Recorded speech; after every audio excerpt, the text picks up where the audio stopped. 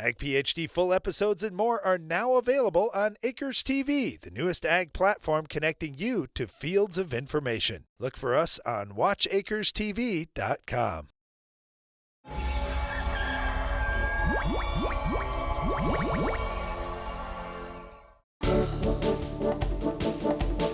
During our Farm Basics time today, we're going to talk about fence lines. Well, when Brian and I were kids, we just thought our dad was trying to come up with jobs. We're like, why are we so worried about the fence lines? We got to mow them, maybe even weed eat underneath them if they were close by our house. Hey, I'll tell you why, because he was from north central Iowa, and that's what farmers there did, so we in South Dakota then apparently had to do that. He liked that when we'd go back and see our grandpa and grandma and our aunt and uncle, because yes, all their stuff was mowed and neat and clean, and he's like, that's what I want to have at our place.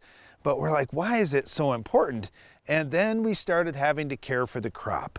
And we started to realize, oh, there's a lot of problems that start in the fence line. Yep, mainly weeds and insects. So ever since then, we have paid a lot of attention to the fence lines and the ditches and the edges of fields, because that's where a lot of the weeds and insects get started.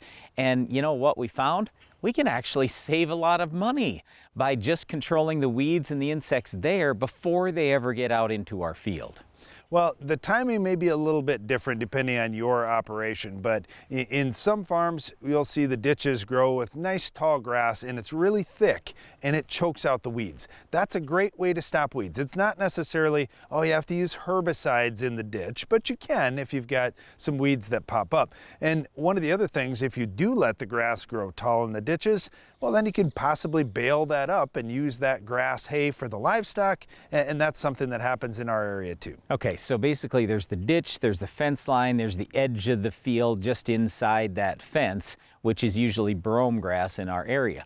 Well, years ago, when we had cattle on the farm, we would turn the cattle out on our corn stalks and they would eat the grass that was on the edge of the field and in the fence line. So they actually cleaned stuff up for us fairly nice, unless of course there were weeds there. But once we got rid of the livestock, or let's put it another way, Darren and I went to college. Our dad got rid of the livestock because he didn't have his cheap labor anymore. So we come back from college, no more livestock. All of a sudden, we got these issues in the fence lines that we didn't have as much before. Well, one thing that we did have, even as we were growing up, was grasshoppers coming in out of the ditches. I mean, think about it. Brad and I both grew up in the late 1980s, and we had drought like 1988. The grasshoppers were looking for anything to eat, and we just didn't have as many problems as some of our neighbors. And one of the things that we learned is Dad was spraying those ditches and the edges of the field, because as those grasshoppers moved in, if he could stop them, we could protect the rest of the field. That was a good move. The other thing that I learned from that is I really never had ticks on me. And a lot of my friends would talk about, oh man, it's tick season. There's ticks just everywhere. And I'm always walking off the gravel road through the ditch into our field, never had ticks. Well, when Dad was spraying for the grasshoppers, the same products were also killing the ticks in our ditches. So that was kind of a nice thing too. Yeah, and out in our trees, we also sprayed for bugs out in our trees, and that's usually where you get the ticks. But anyway, one of the things that we have done now, since we don't have livestock on the farm anymore, is we've taken out most of the fences. It does make it a lot easier when you're trying to control weeds and even insects on the edge of that field. You can hang your boom out over that. You don't have to worry about hitting a fence or anything like that. All right, the other thing, Brian, is repairing the fence. And when we were kids, we had a lot of fences.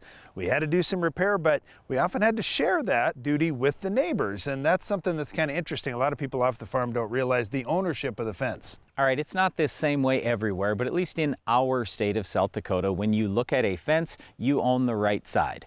So your neighbor looks at the fence from the opposite side. They own their right side, which would be my left side, as I look at the fence from my side of the property. So anyway, basically, if a fence is going to get repaired, each neighbor is responsible for half of that cost. Yeah, and a lot of that gets shared by, hey, you're doing the labor, I'll buy the materials. That's a good trade-off too. It just depends on what the assets are of each farmer, and if somebody knows how to fix the fence very well and they're fussy about it because they have the livestock, oftentimes they're doing the work. Well, once again, fence lines are really important around the country for a variety of reasons, and certainly controlling weeds and insects out there can be important too, and a good way to save money. Stop those things before they head out into the field.